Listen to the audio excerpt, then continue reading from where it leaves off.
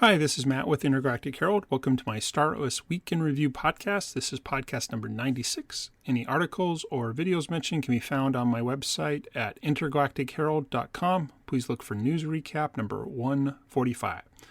So, quick summary of the content. Go over a few videos that came out from different StarOS content creators and a surprise. Even though the StarOS team was out, they actually sent us some things. And then I'll do my kind of state of StarOS and what I've been working on.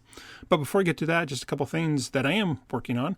One is I do have a StarOS DAO pip available. So that's one of the proposals for some DAO treasury funds. So if you go to the StarOS Discord, you look for the DAO section, and then in pip ideas, there'll be one for an in-person community meetup platform. Really appreciate if you could take a look at that. If you have any questions, please post. Again, that's great. And if you like it, please do a thumbs up, and that will actually help me move to the next phase to turn it into a full draft. Additionally, I do have a StarOS merch store at intergalacticgear.com. It's open for business. It has some mugs. I'm supposed to have more things, but holidays. Well, anyways, very long story. You don't need to, you don't care. Not been doing much work, but got one more week of winter break, so we'll see what to do. And also, I am trying to get together a StarOS community for people who aren't a member of guilds, would like more kind of threaded discussions, get alerts when things occur, and maybe not the chat format that's in the StarOS Discord. So if you go to intergalacticcoalition.com, you can take a look there and fill out an interest survey. So this last week, there was no real news from the StarOS team. They're actually on their winter break, 1 of 2 weeks. But we did have a few videos from content creators that kind of reacted to the week prior. So Beyond the Horizon actually did 2 really great in-depth videos on the town hall, kind of going into different things on the, actually I don't remember what he went into. I watched him a week ago. But anyways, it was really kind of cool. He did confirm, and I guess I just missed it, that the crew that you actually see in the UE5 showroom version are your exact crew. They're just not yet exactly 100% mapping of all the characteristics and things like that. But nevertheless, crew being integrated is great. And it was kind of cool looking at the different species as he was going through the showroom and trying things out. So that was actually a great video. And he has 2. Not sure if he's going to do more, but at least 2 of those. And then also Beyond the Horizon released a Christmas video. And I partly knew because I put a video into it. But I have to admit, it was a great community effort. He deserved his Content Creator of the Year. And definitely, I think this could easily be the video of the year for 2024. But anyways, take a look at that. I do have a link to it. But it was just great to see a lot of different StarOS community members give little shout outs to StarOS and the StarOS team, and also all the Beyond the Horizon little outtakes he pulls together. So great thing, awesome creative effort. So do check that out. Metaverse Explorer did his kind of weekly updates on StarOS. So again, if you want to kind of catch up, he's another great video for the past week. He did do some highlights of the economy report, so that's great. So if you're interested in a little more of that, please take a look at that. He also noted, and I kind of forgot this popped up, but the StarOS team did update the roadmap, which is where they're keeping things. So good to have a update of that, though. As Metaverse Explorer mentioned, and I agree with him, needs more statuses than just in progress or completed. So, but we have it, so at least it's there. And the other thing he mentioned that I hadn't taken a look at is one of the 2 great community-built tools, EVI, has added the local markets status of those, so you can check without having to go into Sage.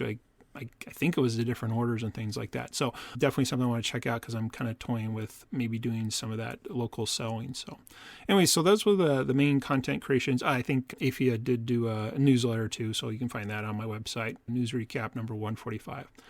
And then one last kind of update was I noticed some new items in the inventory when I logged in and hadn't heard anything from the team. So apparently the ship components, which were one of the things when StarOS decided to make the crew, they kind of extracted them from what we considered a ship before, because a ship had crew, but it also had ship components. So they actually released that unannounced, but nevertheless released it.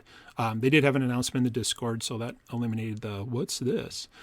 So again, we have them. Don't really know what they do, if anything, but you can claim them. So if you see that, that's what that's about. So check out their StarOS Discord for more, what limited information there is about that. So again, the team is on break, so it was kind of, both unexpected and a little strange because we didn't think they were working. So anyway, so yeah, that's pretty much it. But again, wasn't going to be a lot of updates. So we'll see what the next week brings.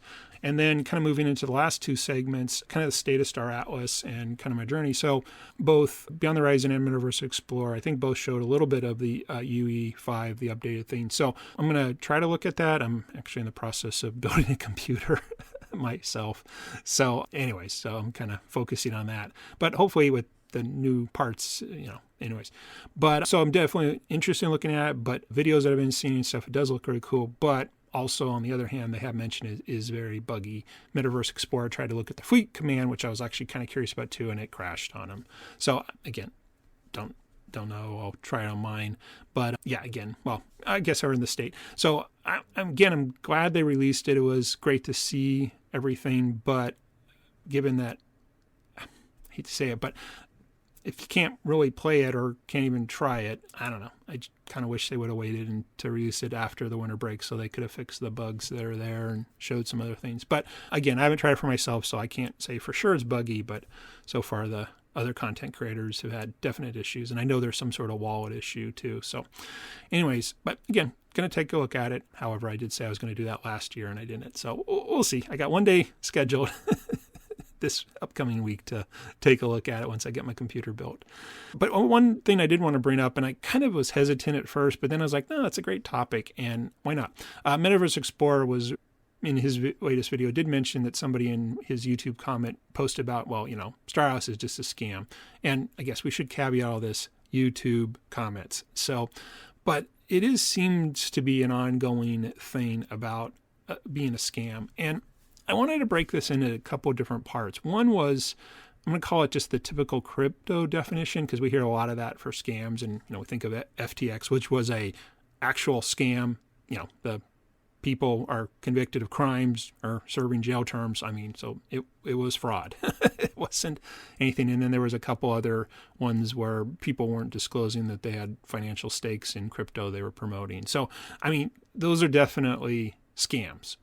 They violate, financial laws and things like that. So definitely there. But when it comes to Star Atlas, to me at least, I don't consider it any sort of crypto scam in the sense that crypto is involved, but there is limited hyping of the tokens. In fact, I remember at the latest, what was it, Breakpoint? Yeah, when the Star Atlas team had their summit, the CEO was being interviewed by a non-community influencer, and he was very upfront about, well, I don't talk about the price of the tokens and things like that. So I guess again, the classic definition of a crypto scam, quote unquote, pump and dump. I think anybody who says that, I mean, that's not really looking at what it is. And again, I'm trying to be very objective about this because, again, you could say, well, I'm in the community. But there's nothing on the short term, I guess we can maybe say, that feels like that. Now, long term, well, before we do that, let's talk about a few things that Star Atlas is. Well, first of all, it is definitely a game, a video game, and it is being handled differently than other traditional video games. And the team has been open about this, that they're basically building in public. So we're seeing things that we don't normally see. And the biggest comparison people make is to Star Citizen, which is also being, in a sense, built in public. But both of those are also what we would consider crowdfunded. Star Atlas was more of the traditional one. Star Citizen was more of the traditional one. Star Atlas is more of the crypto funding one. So I think those are fair criticisms, that there's no game yet to play. And again, we can go into the nuances of which is a game, is Sage a game, is the showroom a game. But what their ultimate goal is a game, and we see the building blocks for that.